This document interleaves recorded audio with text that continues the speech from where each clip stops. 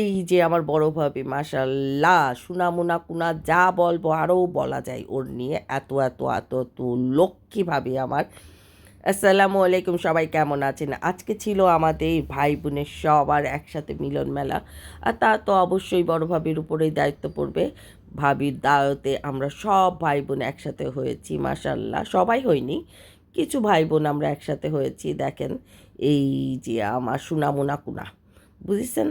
এটা হলো আমার সুনামুনা কুনা, যা বলবো তাও আবার কম হয়ে যাবে বল। দেখেন এখন দেখাতে আসছি, এখানে দেখেন আমার সব ভাই বোন, সবাই ভাইয়ারা সবাই বসে আছে।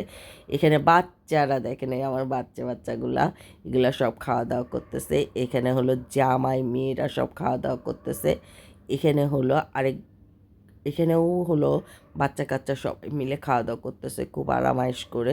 ভাবি এত পরিমাণ রান্না করেছে যে খাবার কোনো, মানে কত খাবার রান্না করে এটা আমি তাই চিন্তা করি, মহিলাটা পারে কি করে। আমি মাঝে মাঝে জিজ্ঞেস করি তুমি পারো কি করে।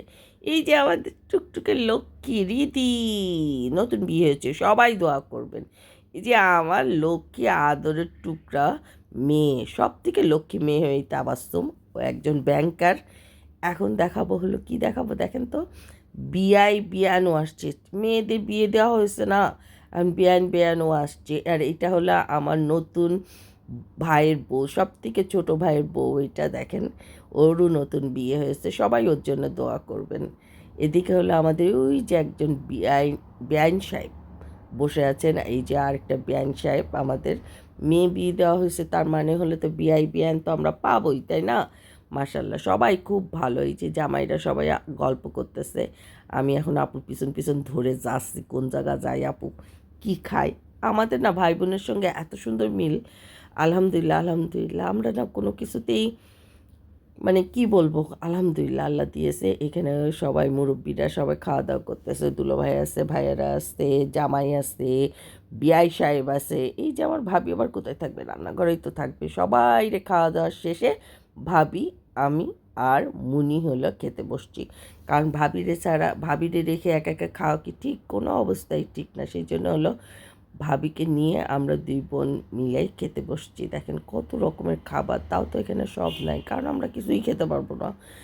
খাবার দেখেই তো আমাদের মানে পেট ভরে গেছে।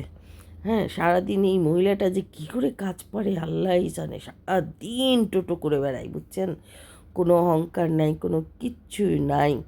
এত বড় একটা অফিসারের বউ সে, তারপরও কোনো, মানে তারে দেখলেই অবাক লাগে যে এত লক্ষ্মী একটা মানুষ কেমনে হয়।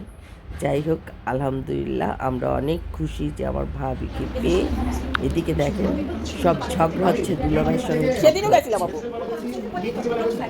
ভালো লাগে তো, এই যে 2-3 দিন আগে।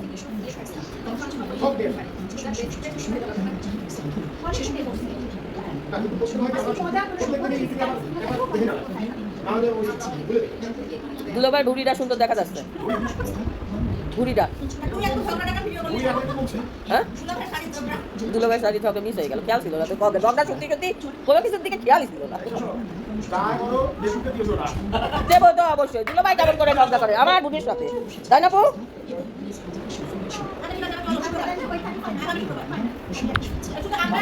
দেখলেন তো দুলাভাইয়ের সঙ্গে ঝগড়া কেমন করে করতে হয়। এই যে ভাবি, আমার লক্ষ্মী ভাবি মাশাল্লাহ। আর এটা হলো আমার তাবাস্সুম, মাশাল্লাহ মাশাল্লাহ। এখানে আমরা সব ভাই বোন, সবাই ভালো থাকেন, আল্লাহ হাফেজ।